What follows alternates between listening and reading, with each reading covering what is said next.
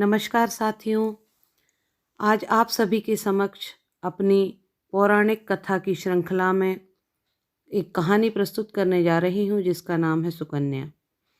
आशा है आपको पसंद आएगी। प्राचीन काल में भारत के उत्तर में एक बड़ा राज्य था जिसके राजा थे शर्याती। शर्याती की कई रानियां थीं किंतु संतान के नाम पर सिर्फ एक पुत्री थी सुकन्या। सुकन्या फूल सी कोमल और सुंदर थी। राजधानी के निकट एक वन में भृगु ऋषि के महातपस्वी पुत्र च्यवन उन दिनों बड़ी कठोर तपस्या में लीन थे। सांसारिक वस्तुओं से आंख फेरकर मौन धारण किए, जल और वायु तक का त्याग करके अंतर्मुखी दृष्टि से च्यवन तप में मग्न थे। यहाँ तक कि उनके शरीर पर दीमकों ने अपनी बांबी बना ली थी। उनका पूरा बदन बांबी में छिप गया था।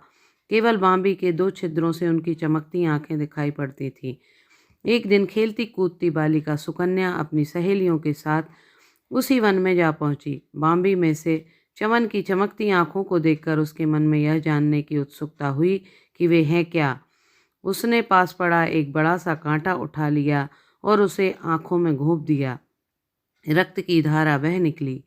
च्यवन ऋषि क्रोध से पागल हो गए। वे चिल्लाकर बोले, ओह सर्वनाश हो गया। बांबी में से मनुष्य की आवाज़ सुनकर सुकन्या व उसकी सहेलियां भयभीत होकर वहां से भाग गईं। इस भयंकर घटना की खबर राजा शर्याती को मिली तो वे ऋषि के श्राप के भय से थरथर कांपने लगे। ऋषि मुनियों की शक्ति वह जानते थे। ऋषि अपने श्राप से उसके पूरे वंश को नष्ट कर सकते थे। वह भागे भागे च्यवन के पास पहुंचे और कहा, मुनिवर, मेरी बेटी ने अनजाने में यह गलती कर दी, उसे माफ़ कर दीजिए। मैं जानता हूँ राजन, उस बालिका ने अनजाने में यह भूल की है, पर मुझे तो चिंता इस बात की है कि अब मेरी वृद्धावस्था कैसे कटेगी। मुझ अंधे की कौन सेवा करेगा। मैं अपने हजारों सेवकों को आपकी सेवा में लगा देता हूँ। इन खरीदे हुए सेवकों की सेवा मुझे नहीं चाहिए राजन। मुझे ऐसे व्यक्ति की सेवा चाहिए जो मेरा अपना हो, और इस दृष्टि से पत्नी ही सर्वश्रेष्ठ होती है। इसलिए पत्नी को अर्धांगिनी भी कहा जाता है, च्यवन ने कहा। अतः जिस बालिका ने मुझे अंधा बनाया है, आप उसी का हाथ मेरे हाथों में दे दें। कांप उठे शर्याती। कहाँ फूल सी कोमल बालिका और कहाँ वृद्ध च्यवन। बोले, मैं समुचित रूप से इस पर विचार विमर्श करके आपको शीघ्र ही सूचित करूंगा मुनिवर। राजा चिंतित मन से राजमहल में लौट आए।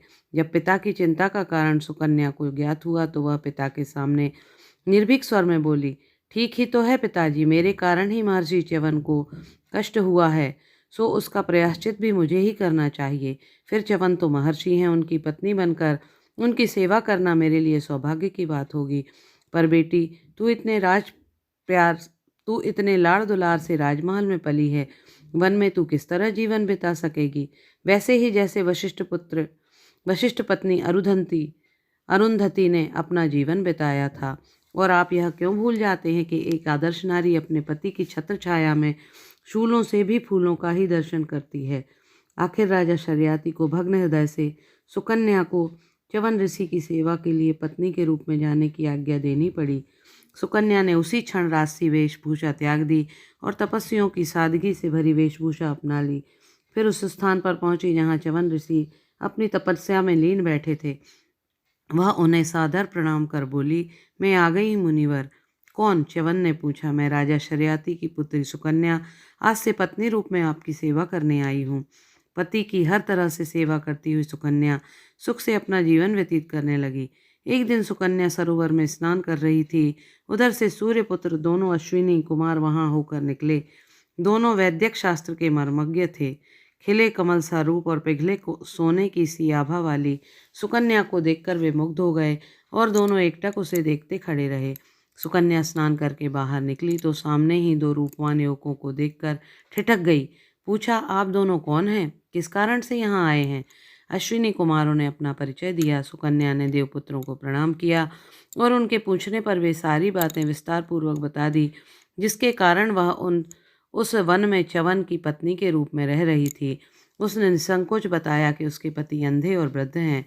यह सुनकर अश्विनी कुमारों ने उसे तरह तरह के प्रलोभन देते हुए कहा, तुम जैसी सुंदरी को तो हमारी पत्नी होना चाहिए। तुम अपना अमूल्य जीवन व्यर्थ न गंवाकर हमारे साथ चलो और हमारी पत्नी बनकर स्वर्गीय सुख प्राप्त करो। सुकन्या क्रोधित होकर बोली, आप लोग दिव्य पुरुष होकर ऐसे हीन विचार रखते हैं। क्या आप लोग यह भूल गए कि पतिव्रता स्त्री का श्राप कितना भयंकर होता है?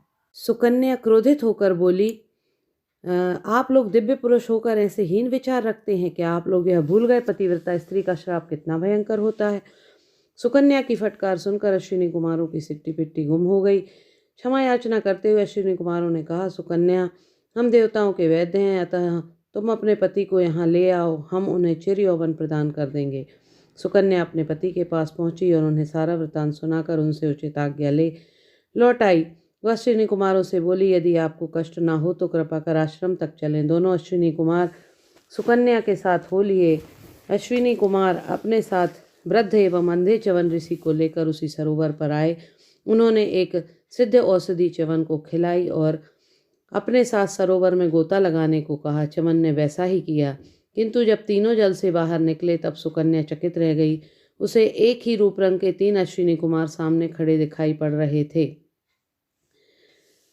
साथ ही एक ने कहा, सुकन्या, हम तीनों में से तुम अपने पति को पहचान लो। सुकन्या बड़ी दुविधा में पड़ गई। आंखें बंद करके उसने देवी सती का स्मरण करके मन ही मन कहा, हे माँ जगदम्बा, मुझे देवताओं द्वारा उत्पन्न इस माया से बचाकर मेरे पतिव्रत धर्म की रक्षा करो। और उसकी प्रार्थना सुनकर जगदम्बा ने उसे ऐसी अलौकिक दृष्टि दी कि वह सहज ही अपने पति को पहचान गई और दौड़कर च्यवन की बाहों में समा गई। अश्विनी कुमार पतिव्रता सुकन्या से हार गए। वे उसकी स्तुति करते हुए वहां से चले गए। राजा शर्याती को जब अपने जामाता के कायाकल्प का समाचार मिला तो बड़े प्रसन्न हुए। उन्होंने एक महायज्ञ करवाया जिसमें च्यवन ऋषि और सुकन्या ने विशेष रूप से भाग लिया। अश्विनी कुमारों को पहले यज्ञ में सोमपान का अधिकार न था।